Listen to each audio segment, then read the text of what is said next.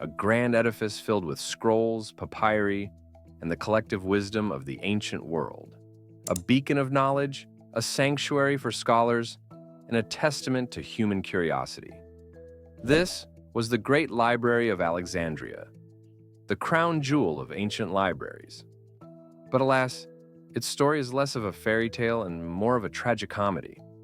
Imagine the loss of all the world's greatest works, an intellectual fire that spread through the ages, consuming texts that could have changed the course of history.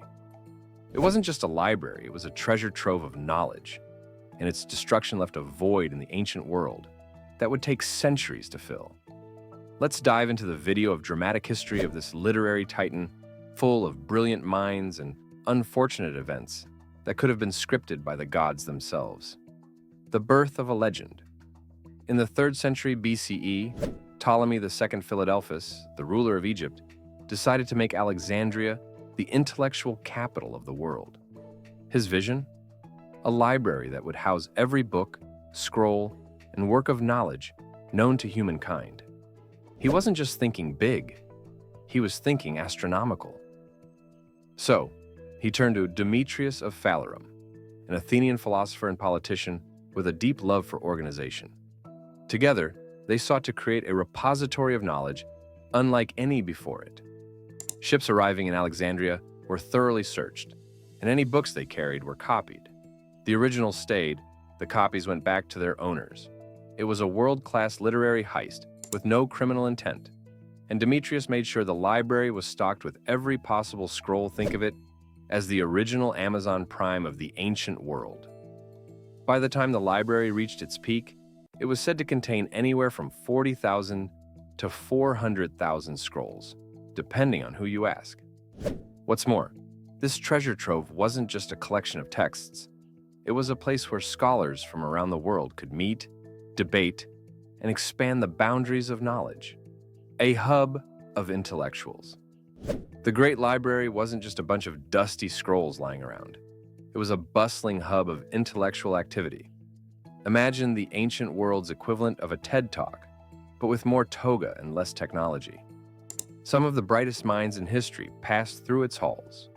Eratosthenes, a Greek mathematician and astronomer, worked there and famously calculated the Earth's circumference, estimating it to be around 39,375 kilometers, pretty close to the modern measurement.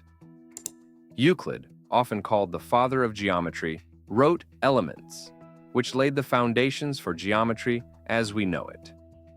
Archimedes, the genius who famously shouted, "Eureka!" after discovering the principle of buoyancy, likely spent time there. And let's not forget Callimachus, a scholar and poet who made the first catalog of the library's holdings, the Pinnaces. This was the original Dewey Decimal System, folks, and it allowed scholars to find that one elusive scroll without losing their minds. The library's influence on science, philosophy, and literature can still be seen today, and its dedication to the pursuit of knowledge set the stage for future academic institutions, the first flame. But, as with all great tales, disaster loomed. The Great Library's first major setback came during Julius Caesar's siege of Alexandria in 48 BCE. Caesar, caught in a military conflict with Pompey's forces, needed to block the enemy fleet from entering the harbor. To do so, he set fire to the ships in the harbor in an attempt to block his rival's navy. However, the flames quickly spread from the ships to the nearby warehouses, and according to Plutarch, this fire ended up consuming a large portion of the library. Was this the end of the library? Some historians believe that the main collection survived, and only a portion of the works was lost in the flames. But no matter how you slice it, the fire was a devastating blow. It's like losing a crucial chapter in the book of human knowledge. Imagine burning the first edition of every classic novel in history. The flames might have been physical, but their effects on history were far more profound. In the end, we're left with a mystery. Did the fire destroy the main library? Or did it simply singe the edges of its glory? The Serapeum Saga.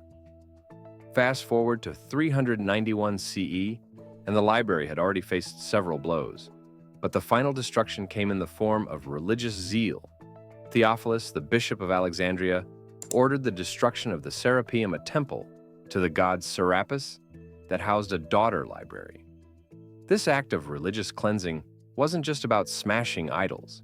It was about erasing a symbol of paganism and its associated knowledge. The Serapeum had become a symbol of everything that Theophilus opposed. But the fate of the scrolls stored there is what adds insult to injury. Some sources claim that the scrolls were used to fuel the city's bathhouses for 6 months. Imagine the smell. Ancient wisdom turned to ash, while the people of Alexandria soaked in luxury. Other sources suggest the scrolls were scattered and lost, so the full extent of the destruction is unclear. What we do know is that the loss wasn't just a religious act. It was the destruction of knowledge, and no amount of holy fervor could justify that. The final blow. And then came the final blow. In 642 CE, Alexandria fell to the Arab forces, led by Caliph Umar. According to later accounts, a rather dramatic story emerged. Caliph Umar allegedly ordered the burning of the remaining books in the library, saying, "If these books agree with the Quran, they are redundant. If they contradict it, they are heretical." This story, however, appears much later in history, centuries after the event. It has been widely debunked by historians who argue that by this time, the library had already been reduced to a shadow of its former self. Some suggest that the books had already been scattered, sold, or lost long before the Arab conquest. Even if the story is a myth, it captures the tragic essence of what the library represented: a collection of knowledge seemingly too powerful to be allowed to endure. The fate of the library remains one of history's greatest what-ifs. What could we have known if those books had survived? Would we have unlocked even more secrets of the universe by now? We'll never know, and that's the cruelest tragedy of all. The legacy. Despite its tragic end, the spirit of the Great Library lives on. In 2002, the Bibliotheca Alexandrina was inaugurated near the site of the ancient library. This modern marvel is a stunning tribute to its predecessor. The new library is a hub of culture, knowledge, and technology, housing millions of books, digital archives, and offering a platform for learning and innovation. It's also a symbol of the resilience of knowledge. No matter how many times it's lost or destroyed, it always finds a way to rise again. The Bibliotheca Alexandrina isn't just a library.